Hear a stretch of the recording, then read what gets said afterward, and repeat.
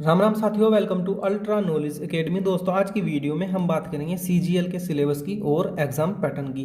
तो ये वीडियो काफ़ी ज़्यादा हेल्पफुल होने वाली है उन सभी के लिए जो इस वर्ष सीजीएल का एग्ज़ाम देने वाले हैं या जो इन फ्यूचर सीजीएल का एग्ज़ाम देने की सोच रहे हैं। तो ये वीडियो काफ़ी ज़्यादा हेल्पफुल होने वाली है, इसलिए वीडियो को लास्ट तक जरूर देखना। और वीडियो हेल्पफुल लगे तो लाइक कर देना, चैनल पर पहली बार हो तो सब्सक्राइब करके पास में लगे बेल आइकन को ऑल पर जरूर सेट करना, ताकि आने वाली सभी वीडियो का नोटिफिकेशन आपके पास सबसे पहले पहुंचे। अब बात करते हैं सीजीएल की। तो सीजीएल की जो फुल फॉर्म है वो क्या है? Combined graduate level. ठीक है, ये सीजीएल की फुल फॉर्म है, कंबाइंड ग्रेजुएट लेवल। अब एसएससी के थ्रू ये फॉर्म निकलता है। तो एसएससी क्या है? एसएससी है एक संस्था जिसकी फुल फॉर्म है स्टाफ सिलेक्शन कमीशन। ये एक आयोग है, संस्था है, इसकी फुल फॉर्म है स्टाफ सिलेक्शन कमीशन। इस एसएससी के थ्रू सीजीएल की वैकेंसी आती हैं कंबाइंड ग्रेजुएट लेवल। ठीक है, और जो सीजीएल का हमारा पेपर होता है ये 4 चरण में कंप्लीट होता है। ठीक है, कितने चरण में कंप्लीट होता है? 4 चरण में। कौन कौन से हैं? तो जो 4 चरण हैं वो होते हैं टीयर 1, टीयर 2, टीयर 3 और टीयर 4। इन 4 चरण में हमारी ये पूरी परीक्षा कंप्लीट होती है। उसके बाद मेरिट लगती है। फाइनल मेरिट में जिसका नंबर आता है उसको उसके नंबर के हिसाब से पद मिल जाते हैं इसमें, क्योंकि काफ़ी सारे पद होते हैं। ऐसा नहीं है कि सिर्फ एक जैसे पद की वैकेंसी होती है, काफ़ी सारे पद होते हैं, तो नंबर के हिसाब से पद उनको बाद में मिल जाते हैं। ठीक है, तो अब हम बात करते हैं जो हमारा टीयर 1 होता है। टीयर 1 ये परीक्षा कैसी होती है? टीयर 1 होती है ऑनलाइन परीक्षा, कंप्यूटर बेस्ड। ठीक है, और ये कितने नंबर की होती है? तो ये होती है 200 नंबर की, और जो इसमें क्वेश्चन आते हैं वो आते हैं 100 क्वेश्चन। 100 क्वेश्चन आते हैं, 200 नंबर की परीक्षा होती है, और 1 घंटे का इसको सोल्व करने के लिए टाइम मिलता है। ठीक है, तो क्या इसमें निगेटिव मार्किंग होती है? तो हाँ, जो हमारा टीयर 1 होता है उसमें निगेटिव मार्किंग होती है 1/2 की। ऑनलाइन परीक्षा, 100 क्वेश्चन, 200 नंबर, 1 घंटे का समय, टीयर 1। ठीक, उसके बाद जो परीक्षा होती है वो होती है टीयर 2। टीयर 2, अब टीयर 2 जो टोटल परीक्षा होती है वो होती है 800 नंबर की। टीयर 2 800 नंबर की परीक्षा, और जो टोटल इसमें क्वेश्चन होते हैं वो होते हैं 500 क्वेश्चन, और जो टोटल इसमें समय मिलता है वो मिलता है 8 घंटे का। ठीक है, और ये परीक्षा भी ऑनलाइन होती है, कंप्यूटर बेस्ड। बहुविकल्पीय इसमें क्वेश्चन होते हैं टीयर 1 में भी और टीयर 2 में भी। अब कुछ जो प्रो लेवल के स्टूडेंट है वो कहेंगे कि क्या बकवास पढ़ा रहा है, टीयर 2 की परीक्षा 500 क्वेश्चन की और 800 नंबर की, ऐसा कहाँ है वाला? तो भाई ऐसा है, जो टीयर 2 परीक्षा होती है ये 4 चरण में कंप्लीट होती है। इसमें 4 पेपर होते हैं, पेपर 1, पेपर 2, पेपर 3 और पेपर 4। टीयर 2 में 4 पेपर होते हैं। जो पेपर 1 होता है वो होता है 200 नंबर का, पेपर 2 भी 200 नंबर का, पेपर 3 भी 200 नंबर का, और पेपर 4 भी 200 नंबर का। ठीक है, और 2-2 घंटे का समय मिलता है, तो 8 घंटे हो गए, 800 नंबर हो गए। ठीक है, और पेपर 1 जो होता है उसमें आते हैं 100 क्वेश्चन। पेपर 1 में 100 क्वेश्चन, 200 नंबर के, समय मिलता है सोल्व करने के लिए 2 घंटा, और जो इस पेपर में निगेटिव मार्किंग होती है वो होती है 1/2 की। ठीक, जो पेपर 2 होता है वो भी, पेपर 2 जो होता है ये होता है 200 क्वेश्चन के साथ और 200 नंबर के साथ, और 2 घंटे का समय मिलता है, और माइनस मार्किंग जो निगेटिव मार्किंग होती है 1/4 की। टीयर 2 में ये 2 पेपर सभी के लिए सोल्व करने अनिवार्य होते हैं। ठीक है, सभी के लिए टीयर 2 के ये दोनों पेपर हैं, सभी के लिए अनिवार्य होते हैं। जो होती है ये केवल सेलेक्टेड कैंडिडेट के लिए होती है, जो कौन कौन से पद के लिए अप्लाई करते हैं? Junior statistical officer. ठीक है, जेएसओ, जूनियर स्टैटिकल ऑफिसर के लिए जो इस फॉर्म को भरते हैं उनका ये पेपर 3 होता है। और जो स्टैटिकल इन्वेस्टिगेटर ग्रेड 2 वाले पद के लिए अप्लाई करते हैं, मतलब जूनियर स्टैटिकल ऑफिसर के लिए, और स्टैटिकल इन्वेस्टिगेटर ग्रेड 2 ये जो पद है, इन दोनों पद के लिए अगर आपने ये फॉर्म अप्लाई किया है तो आपको ये पेपर भी एक्स्ट्रा देना पड़ेगा। टीयर 2 का पेपर नंबर 3, जो कि 100 क्वेश्चन के साथ आता है, 200 नंबर का होता है, 2 घंटे का समय मिलता है सोल्व करने के लिए, और माइनस मार्किंग या निगेटिव मार्किंग होती है 1/2 की। यहाँ तक क्लियर? अब जो पेपर 4 होता है वो होता है किन के लिए? जिन्होंने असिस्टेंट अकाउंट्स ऑफिसर के पद के लिए अप्लाई किया है, या असिस्टेंट ऑडिट ऑफिसर के लिए अप्लाई किया है।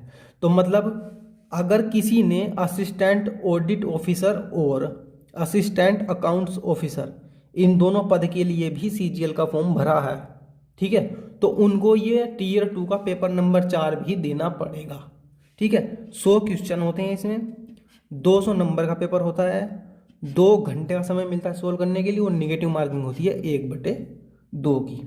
तो ये था हमारा टियर 2, जिसमें पेपर नंबर 3 और पेपर नंबर 4 स्पेशल वैकेंसी के लिए होते हैं। पेपर नंबर 1 और पेपर नंबर 2 सभी के लिए अनिवार्य होता है।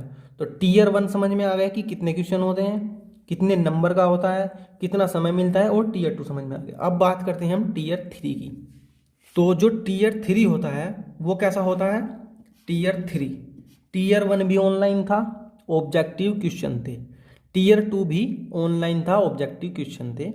टियर 3 जो है ये पेन पेपर मोड में होता है और लिखित परीक्षा होती है। तो लिखित परीक्षा जो होगी वो कैसी होगी? पेन पेपर मोड में होगी, ठीक है, एक तरीके से ऑफलाइन आप समझ सकते हैं, ठीक है। ये पेपर कितने नंबर का होता है? तो ये होता है 100 नंबर का, 100 मार्क्स का, और इसको सोल्व करने के लिए कितना समय मिलता है? 60 मिनट, यानी कि 1 घंटे का। और ये पेपर दोनों भाषाओं में होता है, जैसे हिंदी और अंग्रेजी, ठीक है। निबंध लेखन और पत्र लेखन वाला ये पेपर है।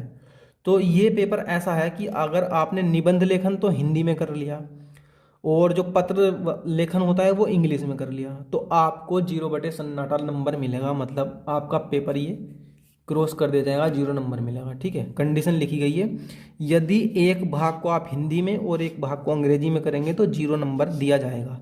मतलब इस पेपर को आप कितना भी अच्छा कर दें, एक हिंदी और एक अंग्रेजी में किया तो 0 नंबर मिलेगा। तो कोई भी एक भाषा चूज करनी पड़ेगी, या तो हिंदी में पूरा पेपर करो या अंग्रेजी में पूरा पेपर करो, ठीक है। ये बात क्लियर। तो पेपर 3 जो होता है, टियर 3 जो होता है, ये पेन पेपर मोड में होता है, लिखित परीक्षा होती है, हिंदी अंग्रेजी दोनों भाषाओं में होती है, 100 नंबर का पेपर होता है और 60 मिनट का समय मिलता है, ठीक है। अब बात करते हैं टियर 4 की। तो टियर 4 जो होता है कंप्यूटर पर होता है, कंप्यूटर बेस्ड होता है। ये एक तरीके से आप समझ सकते हैं कि ये स्किल टेस्ट होता है, डाटा एंट्री टेस्ट होता है या स्किल टेस्ट होता है। तो आप ये समझ सकते हैं चौथा पेपर जो होता है ये, ठीक है। अब ये चीज़ तो हमने समझ ली कि कौन सा पेपर कैसे मोड में होता है, कितने नंबर का होता है। अब जो हमारा टियर 1 है, ये तो पता है कि टियर 1 हमारा 100 क्वेश्चन के साथ होता है और 200 नंबर के साथ होता है। तो क्या हमको ये पता है कि टियर 1 में कौन कौन से सब्जेक्ट आते हैं? नहीं पता ना। तो अब हम ये देखते हैं कि टियर 1 में कौन कौन से सब्जेक्ट कितने कितने नंबर के होते हैं, ठीक है। तो टियर 1 का जो हमारा पहला सब्जेक्ट है, general intelligence and reasoning. General intelligence and reasoning का जो हमारा पहला सब्जेक्ट है ये आएगा 25 क्वेश्चन के साथ और 50 नंबर के साथ। तो रीजनिंग जो है वो 50 नंबर की आती है टियर 1 में, ठीक है। जनरल अवेयरनेस, जीए, शॉर्ट फॉर्म में जीए बोलते हैं, जनरल अवेयरनेस, ये भी 50 नंबर की आएगी और 25 क्वेश्चन इसके आएंगे, ठीक है। तो अब जो तीसरा सब्जेक्ट है वो क्या है? वो है क्वांटिटेटिव एप्टीट्यूड, ठीक है। इसके होंगे 25 क्वेश्चन और 50 नंबर के। तो आप समझ सकते हैं एक तरीके से ये पोर्शन जो है मैथ वाला है, ठीक है। रीजनिंग वाले में भी 50 नंबर, जनरल अवेयरनेस वाले में जिसको जीएस, जीए या करंट अफेयर्स आदि बोल सकते हैं, उसके भी 50 नंबर, 25 क्वेश्चन। और जो मैथ वाला है ये, इसके भी 25 क्वेश्चन, 50 नंबर। अब है इंग्लिश कंप्रीहेंशन। तो इंग्लिश का जो इसमें पोर्शन होता है ये 25 क्वेश्चन के साथ होता है और 50 नंबर का होता है। तो टोटल हमारा पेपर में 100 क्वेश्चन होते हैं और 200 नंबर होते हैं, ठीक है। ये बात क्लियर। टियर 1 के जो सब्जेक्ट हैं जनरल इंटेलिजेंस एंड रीजनिंग, तो इसको शॉर्ट फॉर्म में रीजनिंग बोल सकते हैं। दूसरा है जनरल अवेयरनेस, तो इसको जीएस बोल सकते हैं। तीसरा है क्वांटिटेटिव एप्टीट्यूड, इसको मैथ बोल सकते हैं। और इंग्लिश कंप्रीहेंशन यानी इंग्लिश का। तो ठीक है, ये होते हैं 200 नंबर का टोटल पेपर और 100 क्वेश्चन के साथ कौन कौन सा सब्जेक्ट कितने नंबर का था, ये चीज़ क्लियर होगी टियर 1 में। तो अब हम देख लेते हैं जैसे टियर 1 में हमारे कौन कौन से सब्जेक्ट कितने कितने नंबर के थे, ये तो हमने देख लिया। अब हमें ये देखना है कि जैसे हमारी रीजनिंग थी, तो रीजनिंग में से कौन कौन से चैप्टर आएंगे, ठीक है। ये भी तो ओपन करके दिखाना है कि कौन कौन से चैप्टर आएंगे। अब ऐसा है कि आपने पूरी रीजनिंग पढ़ ली, रीजनिंग तो पूरी इतनी मोटी है, बहुत मोटी रीजनिंग की किताबें होती हैं, सभी किताब में सभी चैप्टर नहीं दिए होते हैं। अगर आपको यह नहीं पता कि कौन सा चैप्टर पूछा जाएगा सीजीएल में, तो आप कुछ भी पढ़ रहे हो कुछ फ़ायदा नहीं है ऐसे पढ़ने से, जब तक ये पता ना हो कि कौन कौन से चैप्टर आने वाले हैं। तो रीजनिंग के इसमें दो भाग दिए गए हैं, एक तो वर्बल रीजनिंग होती है, एक नॉन वर्बल रीजनिंग होती है ना। तो जो हमारी वर्बल रीजनिंग है उसमें से कौन कौन से चैप्टर आएंगे, जैसे एक सादृश्यता का चैप्टर होता है वो आएगा, रक्त संबंध आएगा, संकेत चिन्ह आएगा, ये 3 चैप्टर हो गए।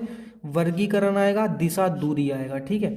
समय तिथि दिन वर्ष आएगा, श्रृंखला का चैप्टर आएगा, कूट लेखन वाला चैप्टर आएगा, कूट वाचन वाला चैप्टर आएगा, शब्द रचना वाला चैप्टर आएगा, न्याय संगत के क्वेश्चन होते हैं वो आएगा, कथन निष्कर्ष के क्वेश्चन होते हैं वो आएगा, पदानुक्रम वाले चैप्टर में से आएगा, लुप्त संख्या छांटना या लुप्त संख्या का ज्ञान होना ये आएगा, अंक गणित के कुछ प्रश्न होंगे वो आएगा, शब्दों को तार्किक या सार्थिक क्रम में लिखना ये आएगा, ठीक है। घन आएगा, पासा आएगा, वेन आरेख आएगा, आकृति आएगा और विविध वाले क्वेश्चन आएंगे। तो ये है हमारी वर्बल रीजनिंग। अब देख लेते हैं कि नॉन वर्बल रीजनिंग, ये 25 नंबर में है और ये 25 नंबर में।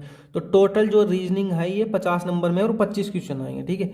तो सादृश्यता आएगा, वर्गीकरण आएगा, श्रृंखला आएगा, ये चैप्टर हैं, वर्बल के भी हैं और नॉन वर्बल के भी हैं, ठीक है।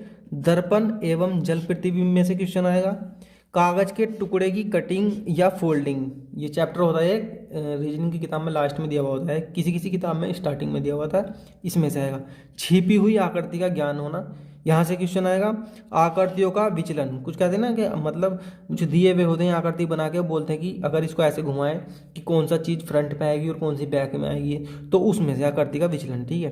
तो ये था वर्बल रीजनिंग और नॉन वर्बल रीजनिंग, जो कि 50 नंबर की है, 25 क्वेश्चन है, ठीक है। तो रीजनिंग हमने देख ली। अब देखते हैं हम जो हमारा जनरल अवेयरनेस है या जीए बोलते हैं उसको शॉर्ट फॉर्म में, जीएस बोल सकते हैं, या करंट अफेयर्स के भी कुछ क्वेश्चन होते हैं, उसमें से कौन कौन से चैप्टर आएंगे। तो जो जनरल अवेयरनेस है, ठीक है, जनरल अवेयरनेस, इसमें से जो चैप्टर आएंगे वो होंगे जैसे कि प्राचीन भारत का इतिहास, ये हिस्ट्री है, हिस्ट्री 3 पार्ट में डिवाइड है, मध्यकालीन इतिहास और आधुनिक इतिहास, यहाँ पे भी इसने तीनों ओपन करके दी हुई है, प्राचीन भारत का इतिहास, मध्यकालीन भारत का इतिहास और आधुनिक भारत का इतिहास। तो हिस्ट्री आएगी हमारी टोटल पूरी जनरल अवेयरनेस में से, ठीक है। इसके साथ विश्व इतिहास भी लग करके आएगा।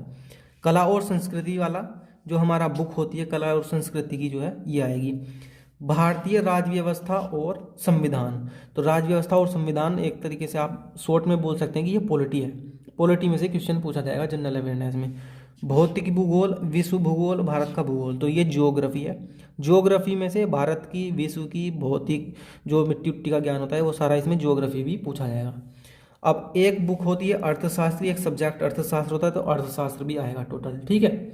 फिर भौतिक विज्ञान, रसायन विज्ञान और जीव विज्ञान, तीनों विज्ञान ओपन करके दिए हैं, किसी में से भी क्वेश्चन पूछ सकता है, या इसको शॉर्ट में अगर ये देना था तो सामान्य विज्ञान दे देता, मगर इसने ओपन करके तीनों दिए हैं कि भौतिक विज्ञान, रसायन विज्ञान और जीव विज्ञान सिलेबस में है ये, तो इनमें से क्वेश्चन आएगा जरूर। कंप्यूटर और सूचना प्रौद्योगिकी, यहाँ से क्वेश्चन आएगा, ठीक है। आविष्कार और आविष्कारक, कौन सा आविष्कार किसने किया, किस सन में किया, ये आएगा, ठीक है। विज्ञान एवं प्रौद्योगिकी, विज्ञान और प्रौद्योगिकी जो मिसाइल वगैरह के बारे में जो नॉलेज होती है, किसी किसी बुक में विविध में दिया हुआ होता है ये, तो यहाँ से क्वेश्चन आएगा। पुरस्कार और सम्मान, कौन सा पुरस्कार या कौन सा सम्मान किस वर्ष किस व्यक्ति को दिया गया, ठीक है, यहाँ से। पुस्तक और लेखक का ज्ञान, ये आएगा। महत्वपूर्ण दशक, वर्ष एवं दिवस, यहाँ से आएगा। राष्ट्रीय और अंतर्राष्ट्रीय स्तर की घटनाएं, यानी करंट अफेयर्स इसको बोल सकते हैं। संयुक्त राष्ट्र संघ या अन्य अंतर्राष्ट्रीय संस्थाएं, जितनी भी अंतर्राष्ट्रीय संस्थाएं होती हैं, ठीक है, वहाँ से क्वेश्चन पूछ सकता है कि कौन सी संस्था किस वर्ष स्थापित हुई, या कौन सी संस्था में कौन कौन से देश शामिल हैं, ठीक है, वहाँ से पूछा जा सकता है। राष्ट्रीय संस्थाएं, इनमें से पूछा जा सकता है। तो ये जो है अभी हमारा टोटल जितना भी सिलेबस चल रहा है ये टीयर 1 का चल रहा है। पहले तो हमने जाना टीयर 1, टीयर 2, टीयर 3 और टीयर 4 में कितने कितने नंबर का ये पेपर होगा, कितने समय मिलेगा इसको सोल्व करने के लिए। फिर जाना कि जैसे टीयर 1 है तो इसमें कौन कौन से सब्जेक्ट कितने कितने नंबर के आएंगे। अब हम जान रहे हैं कि टीयर 1 में जो सब्जेक्टिव डिवाइड है 50-50 नंबर का जो सब्जेक्ट डिवाइड है, तो उस 50-50 नंबर में कौन कौन सी बुक आएंगी या कौन कौन से सब्जेक्ट आएंगे या कौन कौन से चैप्टर आएंगे। वो जैसे कि जनरल अवेयरनेस में लगभग सारे इसमें जो है हमारे बुक दी हुई हैं, जो ज्योग्राफी उसकी होती हैं हमारी जीएस की।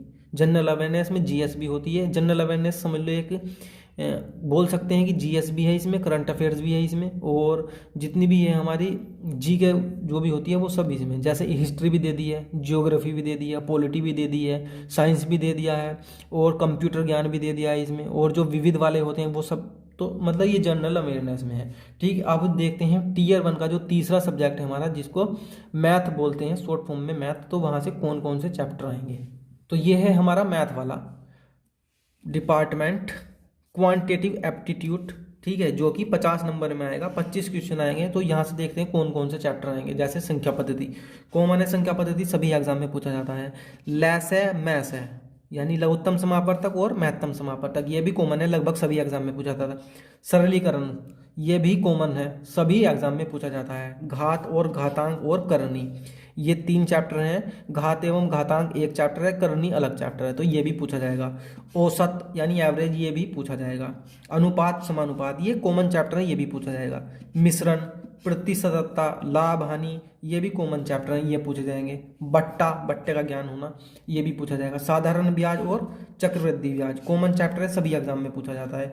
कार्य और समय, ये भी कॉमन चैप्टर है, सभी एग्जाम में पूछा जाता है। समय, दूरी, नल और हौज या नल टंकी, इस तरीके से जो चैप्टर है ये एक जैसे ही चैप्टर होते हैं। समय, दूरी, समय, कार्य, नल टंकी वगैरह के कॉमन चैप्टर है। नाव धारा, ये भी कॉमन चैप्टर है।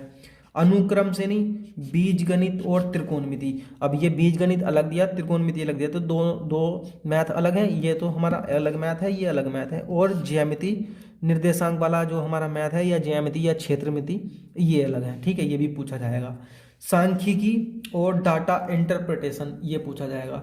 विविध ज्ञान होना, ये पूछा जाएगा। तो मतलब कुल मिला के मैथ में जो कॉमन चैप्टर हैं, जो सभी एग्जाम में पूछे जाते हैं, वो इसमें भी पूछे जाएंगे। बीजगणित, त्रिकोणमिति, क्षेत्रमिति, ये भी पूछा जाएगा। ठीक है, अब देखते हैं हमारा जो टीयर 1 का चौथा डिपार्टमेंट है 50 नंबर का, यानी 25 क्वेश्चन का, उसमें क्या पूछा जाएगा।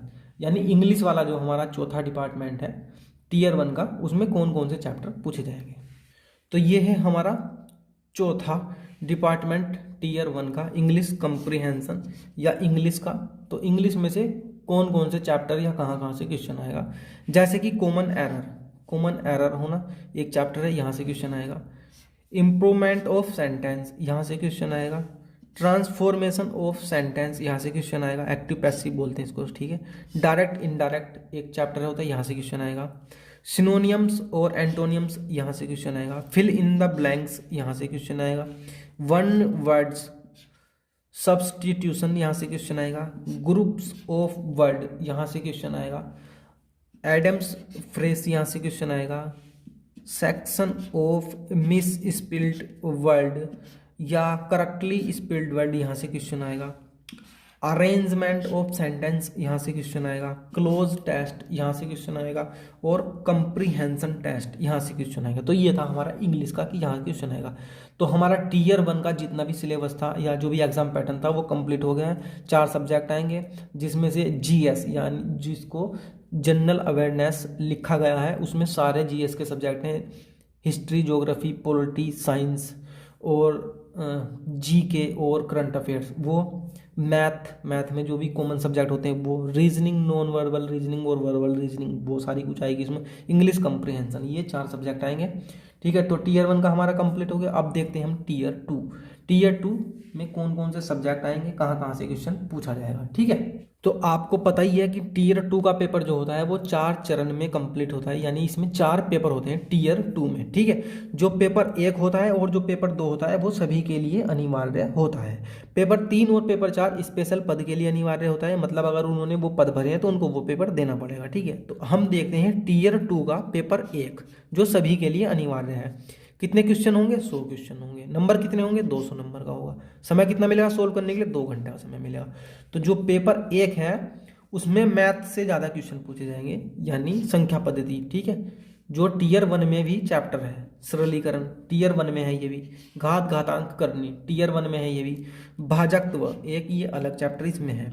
लघुत्तम समापवर्तक और महत्तम समापवर्तक, लेस है मैस है, कॉमन चैप्टर है, टीयर 1 में भी था और टीयर 2 में भी। प्रतिशतता, औसत, अनुपात, समानुपात, ये तीनों चैप्टर टीयर 1 में भी थे और टीयर 2 में भी। ठीक है, मिश्रण, पार्टनरशिप, ये अलग चैप्टर है, यहाँ पे ये पूछा गया है। लाभ हानि, साधारण ब्याज, चक्रवृद्धि ब्याज, वहां पे भी था टीयर 1 में, टीयर 2 में भी है, टीयर 2 के पहले पेपर में। कार्य समय नल होज, कार्य भत्ता समय दूरी, वहां पे भी था, यहाँ पे भी। ट्रेन आधारित प्रश्न, वहां पे नहीं थे, यहाँ पे हैं। नावधारा, वहां पे भी था, यहाँ पे भी है। दौड़ खेल, ये अलग चैप्टर है। आयु संबंधी प्रश्न, ये बीजगणित वहां पे भी था, यहाँ पे भी है, ठीक है। अनुक्रम श्रेणी, क्षेत्रमिति वहां पर भी था, यहाँ पर भी। डाटा इंटरप्रिटेशन, ठीक है, एक चैप्टर ये। ज्यामिति वहां पर भी था, यहाँ पर भी है।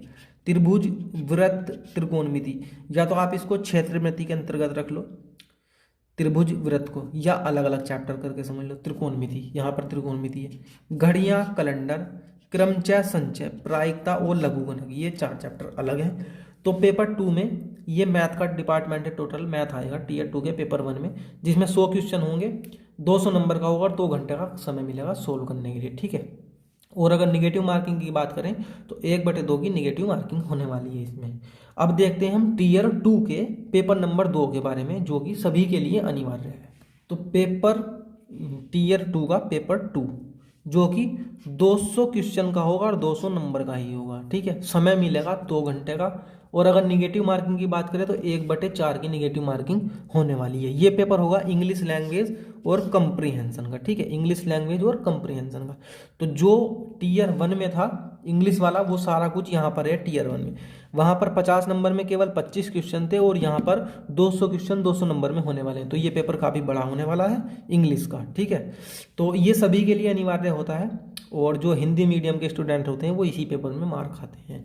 तो इसमें जो चैप्टर दिए हुए हैं वो दिए हुए हैं spot errors, synonyms, antonyms, fill in the blank, idioms phrase, ठीक है, मिस स्पिल्ड वर्ड या करेक्टली स्पिल्ड वर्ड, ठीक है, sentence improvement, sentence passage arrangement, ठीक है, one word substitutions, active passive, ठीक है, डायरेक्ट इनडायरेक्ट, क्लोज टेस्ट और कंप्रीहेंशन टेस्ट। तो लगभग वही चैप्टर हैं जो चैप्टर टीयर 1 के इंग्लिश वाले सब्जेक्ट के हैं। इंग्लिश 4 सब्जेक्ट आते हैं ना टीयर 1 में, इंग्लिश, मैथ, रीजनिंग, ठीक है। टीयर 1 का हमारा इंग्लिश वाला पार्ट है, वहाँ पर क्या था 50 नंबर में 25 क्वेश्चन थे और यहाँ पर 200 क्वेश्चन 200 नंबर के। तो ये पेपर काफ़ी बड़ा है और जो हिंदी मीडियम के स्टूडेंट होते हैं वो 90% इसी पेपर में मार्क खाते हैं, ठीक है। अब देखते हैं हम टीयर 2 का पेपर नंबर 3, जो कि स्पेशल पेपर होता है किन के लिए, जिन्होंने 2 वैकेंसी पीछे बताई थी, उन 2 वैकेंसी को उन 2 पदों के लिए अप्लाई किया हुआ होता है। ये पेपर होता है स्टैटिक्स का यानी सांख्यिकी का, ठीक है।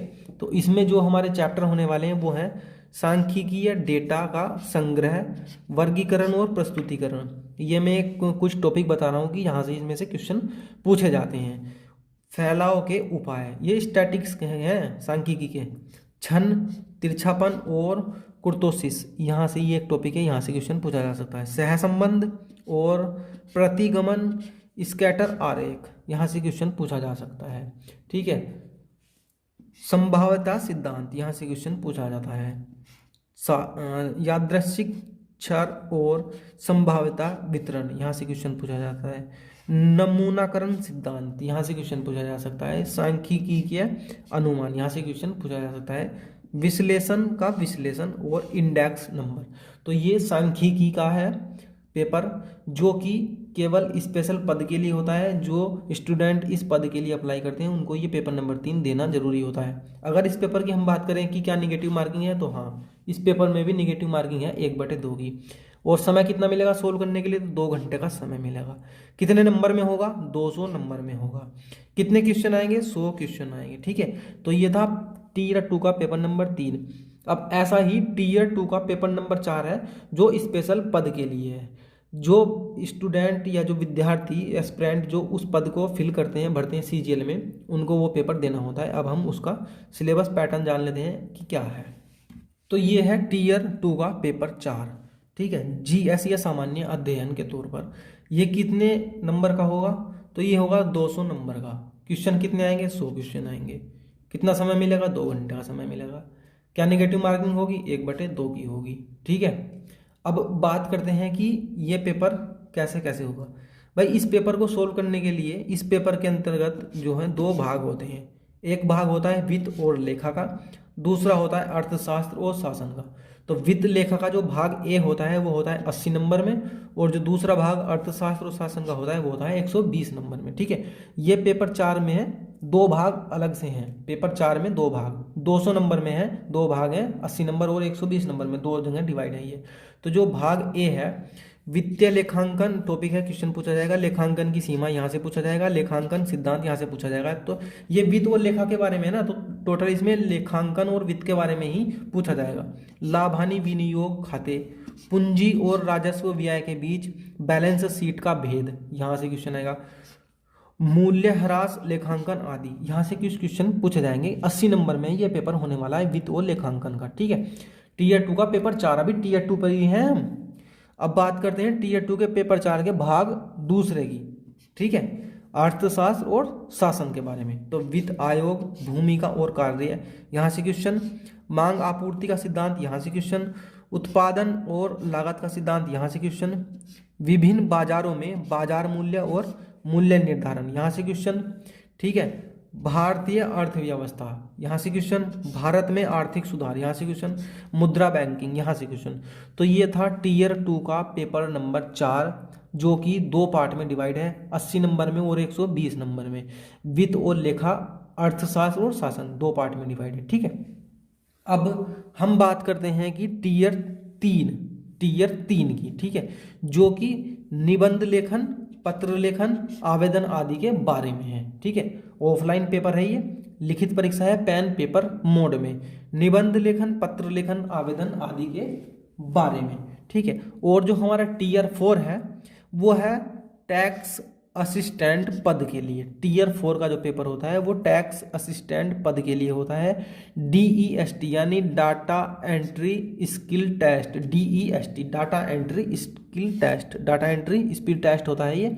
ठीक है, इसमें क्या होता है कि 8000 कीज पर घंटा, इतनी स्पीड होनी चाहिए 8000 कीज पर घंटा। ठीक है, अगर इतनी स्पीड है डाटा एंट्री में तो ये पेपर क्वालिफाई करने में आसानी होगी, इजी होगा। ठीक है, कुल मिला के 15 मिनट का पेपर होता है, जिसमें लगभग 2000 कीज लिखनी होती हैं। ये 2000 कीज अनिवार्य है। 2000 कीज से ऊपर अगर आप लिख देते हो तो आपका उसी के आधार पर जो है इसमें चयन होता है। वैसे ये पेपर क्या होता है, क्वालिफाई नेचर का होता है। ठीक है, इसमें ऐसा कुछ नहीं है कि आप क्वालिफाई नहीं करोगे, क्वालिफाई नेचर का होता है, क्वालिफाई करना जरूरी होता है ये पेपर। ठीक है, अब एक क्वेश्चन यहाँ पर उठता है कि क्या हमें लैपटॉप अपनी साथ लेकर के जाना चाहिए या कंप्यूटर का कैसे करेंगे, कहाँ पर पेपर कराएंगे। तो जहाँ पर ये टेस्ट होगा परीक्षा स्थल पर, परीक्षा केंद्र पर, वहीं आपको कंप्यूटर मिलेंगे टेस्ट देने के लिए। ठीक है, DEST data entry skill test होता है ये टैक्स असिस्टेंट पद के लिए।